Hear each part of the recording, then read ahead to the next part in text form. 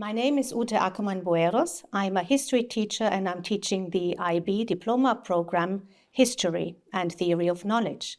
I teach in an inquiry and concept-based way. Apart from being a history teacher, I'm also a member of the Historiana teaching and learning team, and I'm a member of EuroClio. Today I'm going to introduce a teaching activity which focuses on students learning and exploring the changing meaning of political terms over time. It is important for students to get a good grasp on how political terms change over time. This is because there are so many different influences, factors that are responsible for political terms and the changing of their meaning. This could be political causes, religious factors, cultural factors, socioeconomic factors.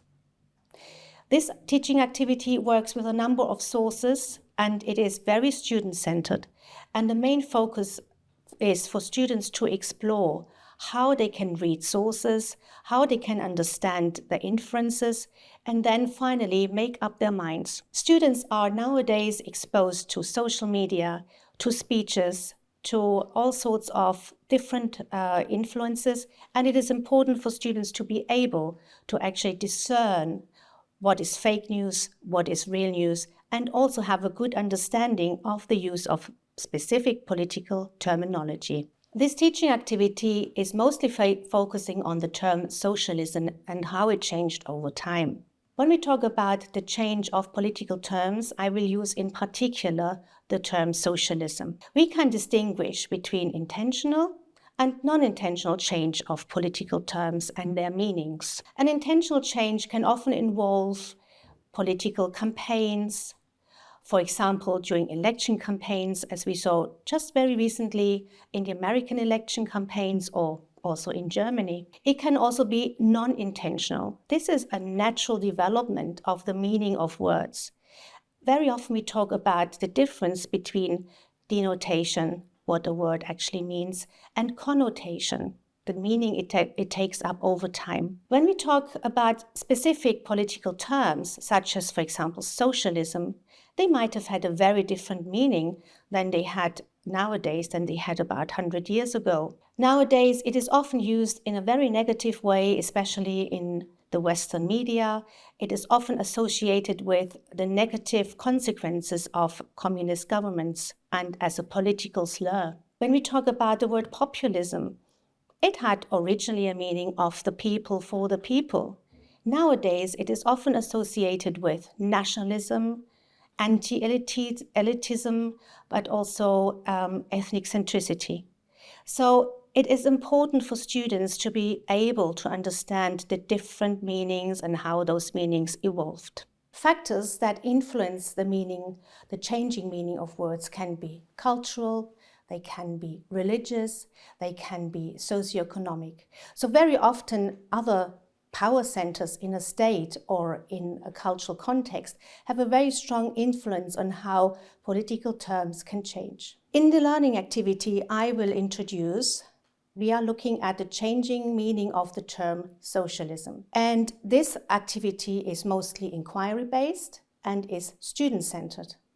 It consists of a worksheet where students have to work in pairs, they have to investigate, they have to read sources, they have to make inferences, and it consists later on of a reflective session. When we start with the introductory part of the learning activity, it really is more about what do students associate when they hear terms such as Marxism, communism, socialism, totalitarianism. So students will start with an activity that I would call think, pair, share. So they first think individually, what do they associate? What connotations do they have when they look or when they hear the term socialism? What do they associate with the term Marxism, communism? It is very interesting to actually see then how students communicate and can come up with different definitions and different evocations. In my personal environment where I teach, I have a very international class. So it depends very much where students come from. Are they from China? Are they from the United States?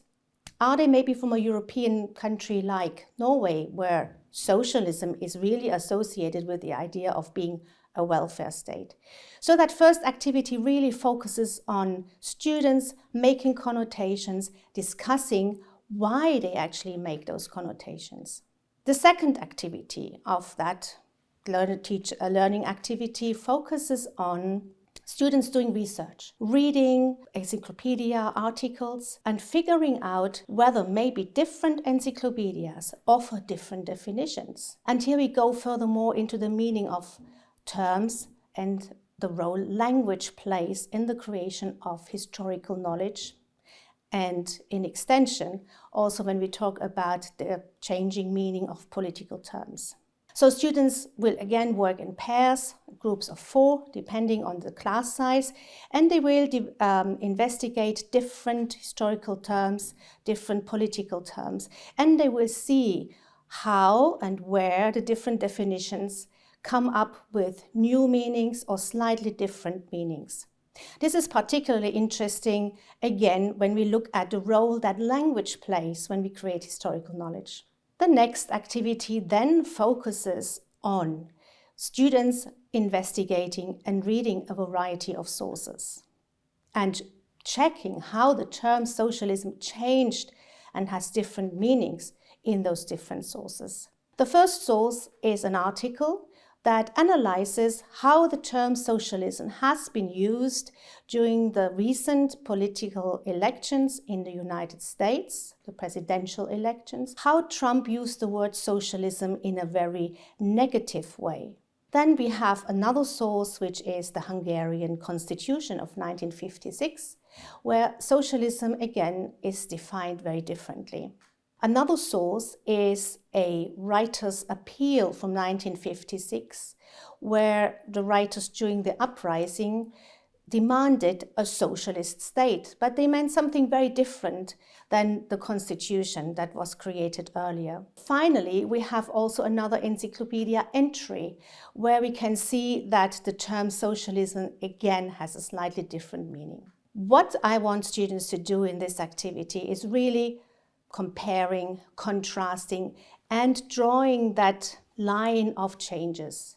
Really, students can see how the term socialism changed from the constitution that was created after the Second World War in Hungary to what it means now with the current Socialist Party in Hungary, because the current Socialist Party in Hungary is anything but a socialist party. They approved and acknowledged a capitalist economic system, for example. So students are really asked to plot the changes and differences over time. The final activity focuses on a reflection and on a panel discussion.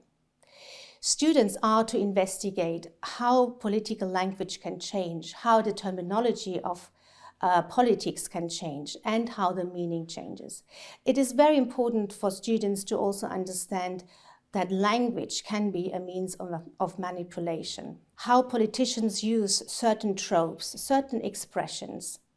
Now, this will be part also of a very good civics lesson where students who are going to be prepared to be responsible citizens and to be voters in the future need to be able to understand how politicians can use language, can use political terminology in order to possibly manipulate certain voting outcomes. Students are encouraged to think about the use of language, the changing of political terms, and the changing of meaning of political terms in this lesson.